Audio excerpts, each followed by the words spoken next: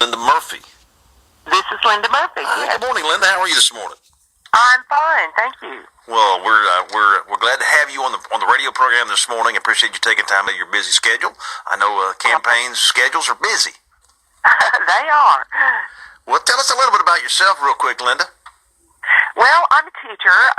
I've been certified for 30 years by the State Department of Education, certified in special education, 2 certificates there, and 1 in standard elementary ed from K through 8 grades, and the special ed was newborn to age 21. So we did some extensive training back in the day that I was in the university setting, and of course over the years kept up with the certification updates and so forth. So I did that, and I taught in public school, taught in Caddo County, taught in Osage County. So I've been the test administrator in a school with No Child Left Behind testing. I know that process and what that's all about. I later worked in a developmental vision and learning center where I directed a clinic with children that had visually related learning problems. And a lot of the students I'd had in my LD classes, learning disabilities classes, had some visual interferences to learning, although they had 20/20 eyesight. So that was a very unique area, but one that a lot of students have problems with, because you have muscles around the eyes that develop, and everyone does not have the same skill when they sit down to read. Even though they're very intelligent, they may not be able to pick up the words quickly and accurately with their eye movement. So I did that for 10 years. I traveled around the United States for a foundation at that same time, directing the clinic. I spoke on the area of vision and learning development around the United States. So that was a very interesting time. Then later, when I was at home with my 1-year-old, I was appointed to a committee in my local school, and I was not teaching at the time, but my 1-year-old was at home, and I was asked to help develop a plan for our local school. So when we started working on it, this was back in the early 90s, I found that it was outcomes-based education. And at that time, I lived in Fort Gibson. I ended up running for State Superintendent of Schools back in 94, and I ran against Sandy Garrett, received 49.5% of the vote statewide. So that was the beginning of my political involvement. And like a lot of people, I don't really like politics, but it's a necessary process to elect officials and, have a process of working with the public and being responsible to the public. And I should let our listeners know, of course, you're a Republican running for the Superintendent of Public Instruction. And yes. So you have been involved in some politics back in the early 90s. Right, I was. And I then served in the governor's office for a year as education advisor. And I served then in the Department of Labor for workforce education and training. So I've been on some state job workforce training councils and committees and that type of work as well. And so you'll be running up against, of course, Joy Hoffmeister is currently in this position, correct? Right. Joy Hoffmeister is the current state superintendent. And I've got some different views of the way that we need to go in the state to improve education and for the benefits of the students. I believe that, I'm sure, our testing is not aligned with our curriculum and our standards that were rewritten. And we now have nationalized testing, and that nationalized testing is not taken from the items in our own standards. So teachers don't really have the curriculum that allows them to teach what the students need to know to pass those tests. So we have low test scores for the last 2 years, and that's a real problem. Most teachers are aware of that. When I talk with them around the state, they're quite aware of that, and they know that they will be labeled or blamed for not bringing enough student performance or improvement. And of course, the students feel bad about it. Okay, let me just get this straight. So you're saying we're having to take and test our kids over curriculum that we don't have to train them on? That's right, because we have new standards. Because we have new standards, and we have new standards. And instead of getting a test contracted using our standards and contracting a company to develop a test or to take an existing test and insert some of our things from our own standards into that test. Instead of that, we have a nationalized test, which is not from what we have written for standards. So we've got a real problem there. And teachers I've talked with all over the state are very aware of that. Yeah, it seems like a major disconnect there. Now, you mentioned, you started off with this segment about your differences between you and Ms. Hoffmeister. Does she have a certain position on this, or is this some of her doing, or what? Does she tie into this somehow or another? She directed the rewriting of the standards and then the contracting of the testing. So, yes, this is her plan. And she says that she has an 8-year plan. I've read the document that she's produced, and there are just a number of things there that the bottom line is this: we cannot create a situation where we will get equal outcomes for all students. That is not possible because people are individuals. Mm-hmm. And the way that our plan is set up, that she's developed, it is aligned with that ideology that we should produce equal outcomes. Now, I've taught special ed regardless of race, regardless of culture, or anything else. You're going to have differences in individuals. So the way that we really should approach education, and the traditional way to approach, is that we have equal opportunity to learn instead of trying to get equal outcomes. We want everyone to succeed to the best of their individual ability, but we know there will be differences in those ability levels because people are different. And it depends on what you're teaching or what you're testing. People have different strengths and weaknesses. So the idea or the plan to go toward getting equal results is just, that's not the purpose of education. Well, what's their upside? I mean, what do they say? Why does everybody need to be on the same? I mean, that's it makes no logical sense to think that everybody's going to be testing, the outcomes are going to be the same. That's just craziness. You know, I just really think, Brooks, that it's about the whole ideology of equalization, which is really a politically correct way of thinking. It is not logical. It is not common sense. Sounds socialist to me. It really is. Bottom line, it's trying to equalize things that cannot be equalized. And if you actually got there, you're going to bring people that are on the top performance down, and force people on the bottom up to where they're really not at their most comfortable level or even able to perform. But you might be making them perform there, but they're not really capable of it. Right. So you would suggest changing this whole testing thing to make it? Yes. Okay.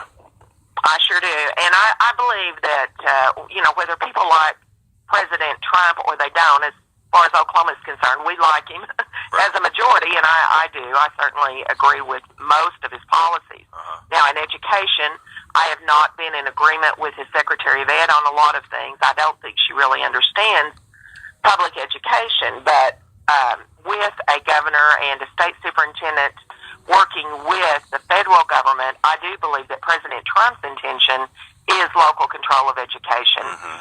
And with that, focus, we can certainly get rid of a lot of this overhead administrative costs that we have, plus the focusing of our time and energy on keeping up with compliance and with all kinds of reports and meetings and things that consume the time of our schools. Let me ask you this. You brought up some of the, where was I going? I had this question going in my mind about finances. It wasn't teacher pay. It was, it was, I tell you what it was. It was consolidation. It was talking about top-heavy administrative costs. And we've had this discussion here on the radio station quite a bit. We have 9 superintendents in our county, for example. And salaries, of course, from superintendent are quite a bit more than teachers and whatnot. And there's been a lot of discussion about consolidating at least superintendent roles, maybe districts and things like that. What is your position on things like that? Well, I don't see a good way to do that from the state legislative level as far as one piece of legislation, to force consolidation. I don't think that's the way to go. I do think there are some specific areas where we have some high costs, and we need to look at those and make some comparisons and and find a way to bring those in line. That's what I would like to do. I mean, like, for example, we've got 500-plus districts. Florida's got 74. I mean, there's nothing from the state level we can do to consolidate that? Well, I think there is something we can do. I'm just saying I haven't seen a one piece of legislation forcing consolidation that was a good workable idea at all. So I think. What about philosophically? Do you believe that it's a good way to head? I mean, do you? I think there are certain counties where we have a number of schools that probably will consolidate and need to consolidate, but I think we need to do that in a way that doesn't harm the ones where they're working well. There are school systems that are working very well and actually would cost more to consolidate than just letting them stand as they are. Well, see, my thinking is on some of this is not to consolidate the schools necessarily, but consolidate superintendents. Right. That is an idea, and there are some schools that do that now.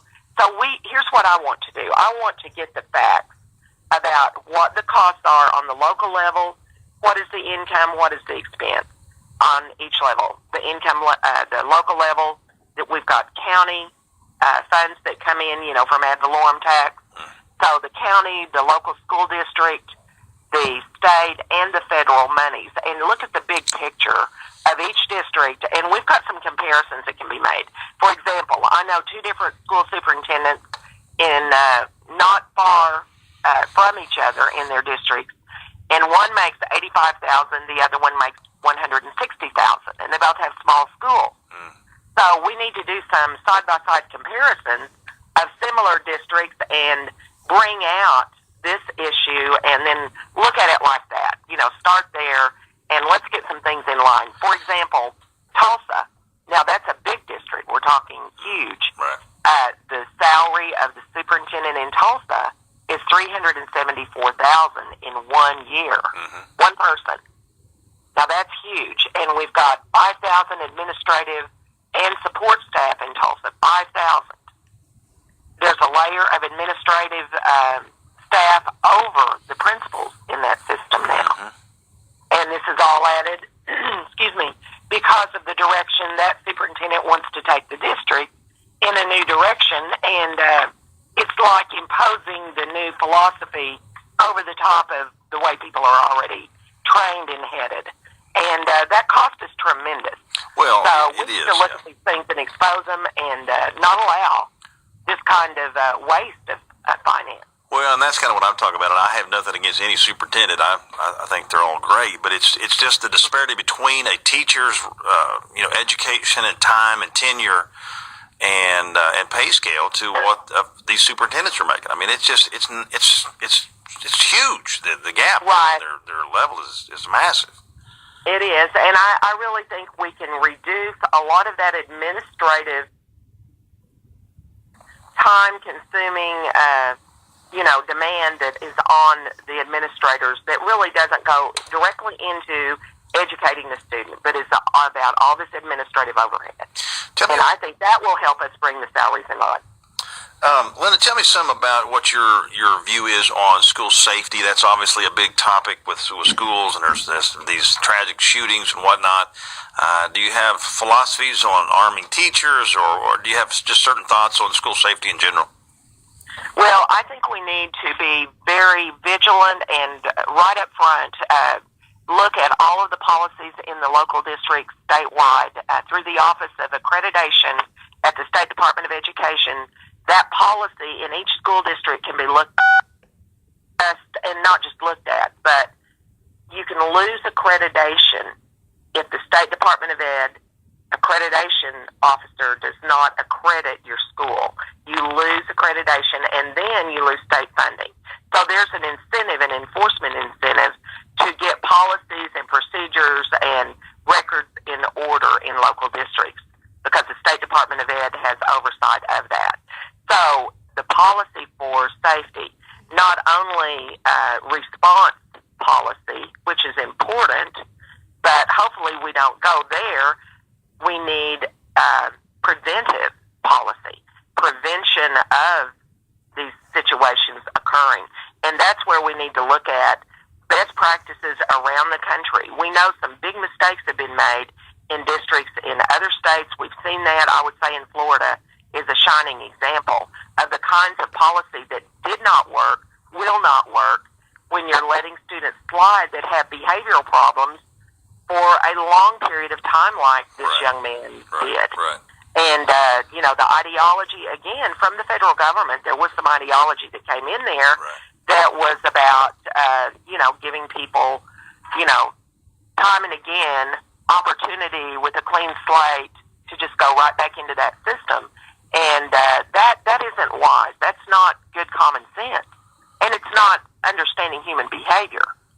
Those things escalate. If there's a problem, it doesn't usually just go away. It's going to need to be dealt with. And so there are behavioral plans. We have plenty of people in our state that have expertise in these areas. And we bring those people to the table and we get good policies in place so that people are prepared. And as you said, being armed, in the local districts, there are local control issues about making those decisions in your local school district. But I think people need to be accountable for not putting in place the safety and protection if they don't do that. And we need to make sure that they understand, this is the proven record, the way that we need to do this. We need to have people armed and ready to take on any kind of attack or threat that comes into the school. Right.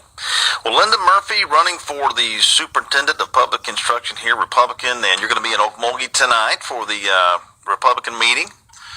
And yes. So people can come out and meet you in person, and we want to say thanks once again for giving us your time this morning on the radio station, and we appreciate you just giving us your views and opinions. Well, thank you so much. All right, Linda, well, best of luck to you, and safe travels. All right, thanks, Brooks. Thanks, Linda. Appreciate it.